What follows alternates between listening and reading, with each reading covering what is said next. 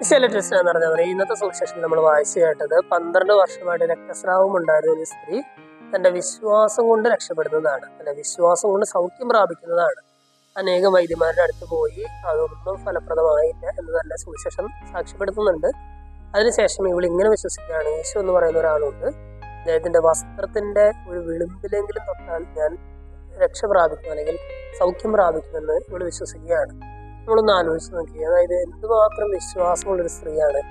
ഈശോ എന്നെ തൊട്ടാൽ ഞാൻ സുഖം പ്രാപിക്കുമെന്നല്ല വിശ്വസിക്കുന്നത്, ഈശോയെ ഞാൻ തൊട്ടാൽ ഞാൻ സുഖം പ്രാപിക്കുമെന്നല്ല വിശ്വസിക്കുന്നത്, മറിച്ച് വെളുപ്പുകാരൻ വിശ്വസിക്കുകയാണ് ഈശോയുടെ വസ്ത്രത്തിന്റെ വിളിമ്പിലൊന്ന് തൊട്ടാലെങ്കിലും ഞാൻ സൗഖ്യം പ്രാപിക്കുമെന്ന് വിശ്വസിക്കുകയാണ്. എന്തുമാത്രം വിശ്വാസമാണ് ആ സ്ത്രീക്ക് ഉണ്ടായിരുന്നത്.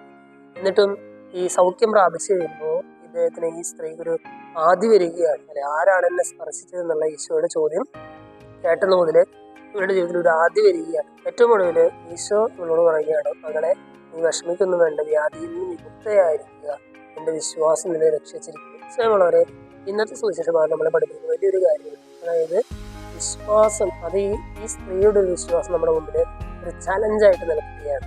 ദൈവം എൻ്റെ ജീവിതത്തിൽ കൃത്യമായിട്ട് ഇടപെടണം എന്നൊക്കെ നമ്മൾ ആഗ്രഹിക്കുമ്പോൾ ഈ സ്ത്രീയെ പോലെ ഒരു വിശ്വാസം നമുക്കുണ്ടോ എന്ന് നമുക്കൊന്ന് ചിന്തിച്ചു നോക്കാം. അങ്ങനെ വിശ്വാസം വഴി ദൈവത്തോട് കൂടുതൽ ചേർന്നിരിക്കാനും നമ്മുടെ ജീവിതത്തിലെ സകലവിധ വ്യാധികളിൽ നിന്നെല്ലാം വിമുക്തരാഘവാനുമായിട്ട് നിർത്തുന്നതൊക്കെയാണ് നമുക്ക് പ്രാർത്ഥിക്കാം. ദൈവം എല്ലാവരെയും സമൃദ്ധമായിട്ട് അനുഗ്രഹിക്കും.